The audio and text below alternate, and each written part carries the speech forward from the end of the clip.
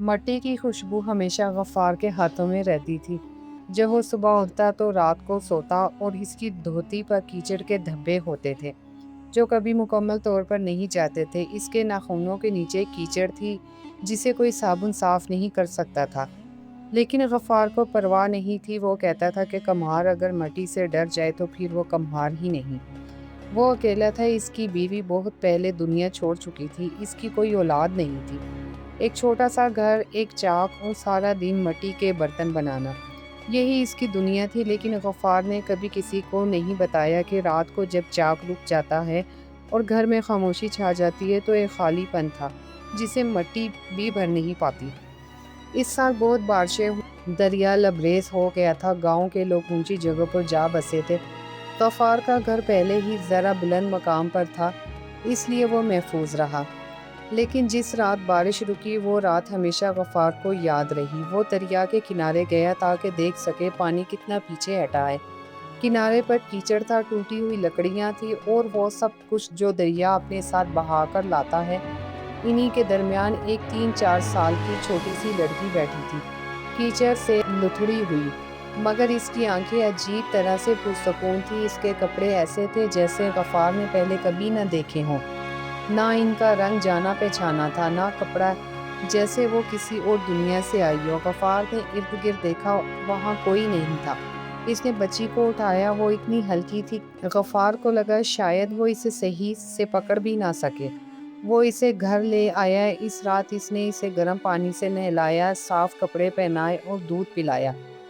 بچی نے آنکھیں کھولی، ان آنکھوں میں نہ خوف تھا نہ الجھن، صرف سکون۔ اس نے غفار کی طرف دیکھا اور خاموش رہی۔ غفار نے پوچھا تمہارا نام کیا ہے؟ لڑکی نے دھیرے سے کہا حیا۔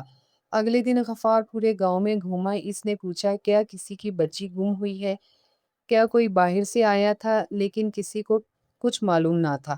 ایک ہفتہ گزر گیا، پھر بھی کوئی نہ آیا۔ غفار ایک بات سمجھ گیا، وہ حیا کو کہیں نہیں بھیج سکے گا۔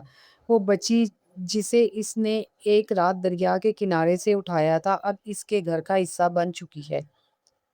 جب وہ صبح جاگتی تو آ کر غفار کے پاس بیٹھ جاتی، وہ چاک کو گھومتے ہوئے دیکھتی رہتی۔ اس کی آنکھوں میں ایسی حیرت ہوتی جیسے وہ پہلی بار دنیا دیکھ رہی ہو۔ ایک دن اس نے کہا میں بھی مٹی کو چھونا چاہتی ہوں۔ غفار نے اسے تھوڑی سی مٹی دے دی۔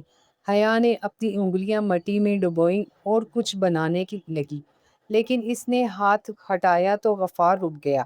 وہ ایک چھوٹا سا پرندہ تھا، اڑتے ہوئے، اتنا خوبصورت کہ اس کے پروں کے باریک لکیریں تک نظر آ رہی تھی۔ غفار نے اسے یہ ہنر کبھی نہیں سکھایا تھا۔ حیا ہنس رہی تھی اور اس کی ہنسی میں کچھ ایسا تھا جو غفار سمجھ نہیں پایا، مگر اس نے کبھی سوال نہیں کیا۔ سال گزر گئے، حیا 8 سال کی ہوئی، پھر 10 سال، پھر 12 سال۔ غفار نے اسے سب کچھ سکھایا، پڑھنا لکھنا، کھانا پکانا، مٹی کا کام، اور وہ سب کچھ جو ایک باپ اپنی بیٹی کو سکھاتا ہے۔ لیکن کچھ باتیں ایسی تھی جو غفار نے اسے نہیں سکھائی تھی۔ جب حیا باغ میں چلتی تو پتے اس کے قدموں تلے نہیں ٹوٹتے تھے۔ جب وہ دریا سے پانی بھرتی تو پانی بالکل پرسکون ہو جاتا، اور کبھی کبھی رات کو غفار اس کے کمرے سے ہلکی سی روشنی نکلتے دیکھتا، مگر اس نے کبھی کچھ نہیں پوچھا۔ وہ ایک بات بہت پہلے سمجھ چکا تھا، جو بھی حیا تھی وہ اس کی بیٹی تھی اور اسے اس سے زیادہ جاننے کی ضرورت نہیں تھی۔ حیا بھی یہی مانتی تھی۔ اسے اپنا ماضی یاد نہیں تھا، صرف دھندلے سے منظر، پانی، تیز روشنی اور دور کہیں کسی کی آواز۔ اب اس کی دنیا یہی گھر تھا، یہی مٹی اور یہ آدمی جو ہر صبح اس کے لیے جاگتا تھا۔ حیا 14 سال کی تھی جب پہلی بار کچھ بدلا۔ وہ ایک شام دریا کے کنارے بیٹھی تھی کہ اس نے پانی میں ایک سایہ دیکھا، پھر ایک دھیمی سی آواز آئی حیا۔ پانی میں ایک عورت کا چہرہ تھا، خوبصورت مگر اداس آنکھیں۔ حیا کے دل میں کچھ جاگا، ایک پرانی یاد، ایک پرانی آواز۔ وہ ڈر کر بھاگ گئی۔ اگلی شام وہ دوبارہ وہاں گئی۔ اس بار وہ عورت کنارے پر بیٹھی تھی، اس کے کپڑے ایسے لگتے تھے جیسے ہوا سے بنے ہوں۔ زمین گیلی تھی مگر اس کے قدموں پر کیچڑ نہ تھا۔ عورت نے آہستہ سے کہا میں تمہاری ماں ہوں۔ حیا خاموش رہی۔ عورت نے اپنا نام بتایا، مہر نور۔ اس نے کہا کہ وہ ایک پری ہے اور کئی سال پہلے اسے مجبوراً حیا کو چھوڑنا پڑا تھا۔ وہ برسوں سے اسے ڈھونڈ رہی تھی۔ حیا نے پوچھا، آپ مجھے کہاں لے جانا چاہتی تھی؟ مہر نور نے کہا، تمہاری اصل دنیا میں، جہاں تمہارا حقیقی گھر ہے۔ حیا کافی دیر خاموش رہی، پھر بولی، میرا گھر یہاں ہے، اور وہ واپس چلی گئی۔ مگر مہر نور ہر شام آتی رہی، وہ حیا کو پریوں کی دنیا کے قصے سناتی، ایسے پھول جو رنگ بدلتے تھے، ایسے دریا جو گاتے تھے، ایسا آسمان جہاں ستارے دل کے اندر تک دکھائی دیتے تھے۔ حیا سنتی رہتی اور اس کے اندر کی روشنی جیسے جاگنے لگی۔ پھر ایک دن مہر نور نے پوچھا، یہاں ایسی کیا چیز ہے جو تمہیں روکے ہوئے ہے؟ حیا نے صرف ایک جواب دیا، غفار۔ اس رات مہر نور پہلی بار گاؤں آئی۔ وہ دور کھڑی غفار کے گھر کو دیکھتی رہی، چھوٹا سا گھر، مٹی کی دیواریں، صحن میں جلتا ہوا چراغ۔ غفار بیٹھا تھا اور حیا کو کچھ سمجھا رہا تھا، دونوں ہنس رہے تھے۔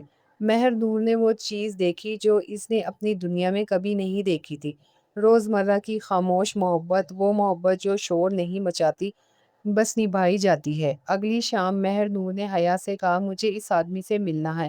حیا اسے گھر لے آئی۔ غفار صحن میں مٹی کا برتن بنا رہا تھا۔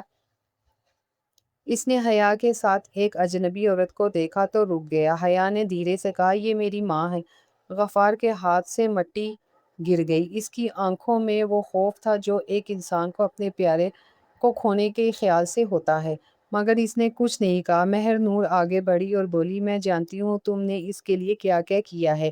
غفار نے آہستہ سے کہا، یہ تمہاری بیٹی ہے، تمہارا حق ہے اس پر۔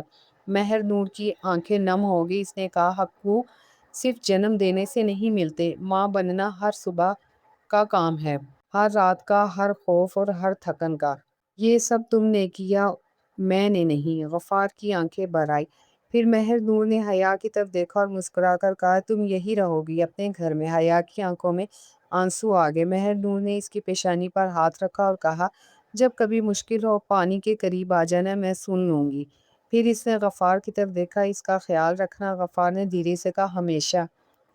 مہر نور مسکرائی، مڑی اور دریا کی طرف چل دی۔ پانی میں ایک ہلکی سی روشنی ابھری اور پھر غائب ہو گئی۔ اس رات غفار اور حیا صحن میں دیر تک خاموش بیٹھے رہے۔ پھر حیا نے پوچھا، کیا آپ کو پہلے سے معلوم تھا کہ میں عام نہیں ہوں؟ غفار نے کچھ لمحے سوچا، پھر کہا، ہاں۔ حیا نے حیرت سے پوچھا، پھر آپ نے کبھی پوچھا کیوں نہیں؟ غفار مسکرایا، کیونکہ میرے لیے اتنا کافی تھا کہ تم ایک بچی تھی جسے کسی کی ضرورت تھی، اور میں وہاں موجود تھا۔ حیا نے اس کا ہاتھ تھام لیا۔ غفار نے اسے دیکھا، وہی لڑکی جسے اس نے برسوں پہلے دریا کے کنارے پایا تھا، عجیب کپڑوں والی، پرسکون آنکھوں والی اور ایسے قدموں والی جو پتوں کو نہیں توڑتے تھے۔ وہ اس کی بیٹی تھی، اور اس بات میں کبھی کوئی شک نہیں تھا۔ کہتے ہیں آج بھی اس گاؤں کے دریا میں شام کے وقت ایک مدھم روشنی دکھائی دیتی ہے۔ وہ روشنی کسی کو ڈراتی نہیں، بس خاموشی سے اپنے پیاروں کو دیکھتی رہتی ہے۔ اور اس گاؤں کے کمہار کے گھر کے مٹی کے مجسمے آج بھی فروخت ہوتے ہیں، مگر سب سے مشہور مجسمہ ایک اڑتے ہوئے پرندے کا ہے جس کے پروں پر باریک لکیریں بنی ہوتی ہیں۔ کسی نے ان ہاتھوں کو یہ ہنر نہیں سکھایا تھا، کچھ چیزیں اندر سے آتی ہیں، جیسے محبت جو نہ خون دیکھتی ہے نہ دنیا، بس دے دیتی ہے۔